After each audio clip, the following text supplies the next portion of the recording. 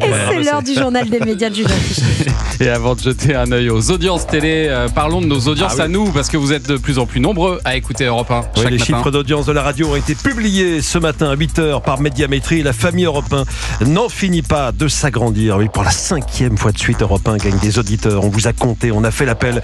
Vous êtes désormais près de 2,5 millions à écouter Europe 1 chaque jour. Concernant Culture Média, vous êtes 162 000 de plus qu'il y a un an. Merci à toutes et à tous pour votre fidélité et votre confiance. Beaucoup. Anissa, Thomas, toute l'équipe de Culture Média. C'est vrai qu'on se lève tôt tous les jours, mais quel plaisir de vous retrouver chaque matin à Europe 1. Même si, il faut le dire, Anissa parle très très fort dès le matin. Ça peut être un petit peu compliqué parfois. Vrai, et quel plaisir de vous retrouver, vous qui nous écoutez. Pulpeux comme la pêche. Sortir ce jingle, il est génial. On a la pêche ce matin. Bon, et alors côté télé, qu'ont regardé les Français hier soir? Vous savez que le lundi et le mercredi, M6 fait fort. Le lundi avec L'amour est dans le pré et le mercredi avec La France a un incroyable talent qui a été suivi hier par 3 millions de téléspectateurs. C'était la première audience. TF1 suit avec Esprit criminel et 2 400 000 téléspectateurs. Dans l'ombre, la série politique de France 2 n'a pas décollé. C'était la fin. 1 200 000 assidus seulement. Il y avait aussi la première diffusion en clair de Chronique d'une liaison passagère sur Arte, film d'Emmanuel Mouret. 1 100 000 téléspectateurs. Beau score également pour les 80 ans de Michel Denisot sur TMC. 1 100 000 en ce qui concerne la première partie de ce programme.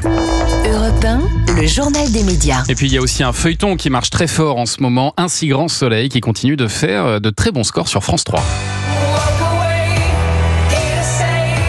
Les fans étaient encore près de 2 300 000 à suivre le nouvel épisode de la série à 20h40. Depuis son arrivée sur France 3, c'est à la rentrée. Un si grand soleil réunit en moyenne 3 millions de téléspectateurs au total et reste donc globalement le numéro 1 des feuilletons quotidiens en France. 3 millions, c'est un chiffre qui comptabilise le direct, le preview et le replay de l'épisode inédit.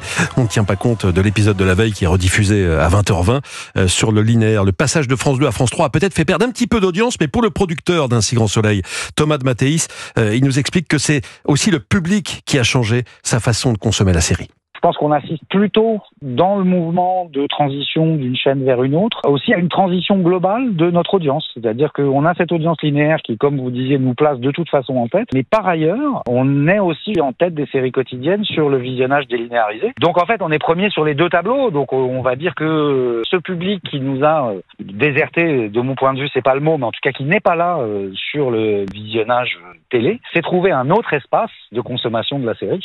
Et cet espace, c'est donc le replay et le preview. Hier, Un si grand soleil qui diffusait son 1511e épisode a été suivi par 2 300 000 téléspectateurs. C'est un tout petit peu moins que d'habitude, ça reste quand même un gros score. Mais ils se rattraperont en replay, bien sûr. Replay, oui, je vous ai vu sourire. Replay, excusez-moi. Non, mais c'est très mignon, replay. Et quand je vois Anissa qui sourit alors que son anglais n'est peut-être pas à un niveau extraordinaire.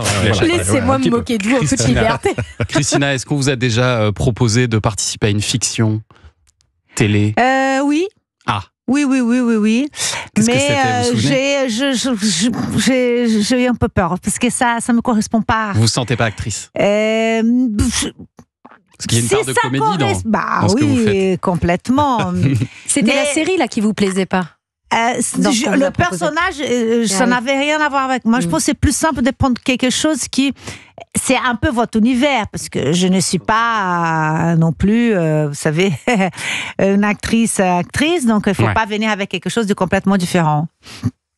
Autre série française qui cartonne en France, mais aussi à l'international, c'est La Cage de Franck Gastambide, disponible depuis vendredi dernier sur Netflix. Ouais, on est moins d'une semaine après la sortie. La Cage est déjà numéro 1 chez nous et pointe à la 2e position du classement mondial des séries non anglophones.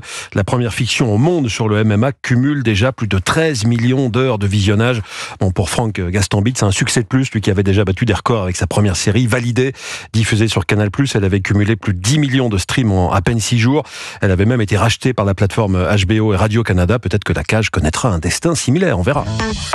Et puis à BFM TV, la journaliste Alice Darfeuille, qui co-présente le 20h Brunet, souhaite sortir de l'émission. Ouais, c'est une information partagée par la lettre de l'audiovisuel et que nous sommes en mesure de confirmer. Alice Darfeuille, l'un des visages de BFM TV depuis 2018, aimerait en effet changer de case au sein de la chaîne. Selon nos informations, il n'y aurait pas de mésentente entre elle et son binôme Éric Brunet, ancien journaliste à LCI. Il s'agirait du format de l'émission qu'il ne lui conviendrait pas.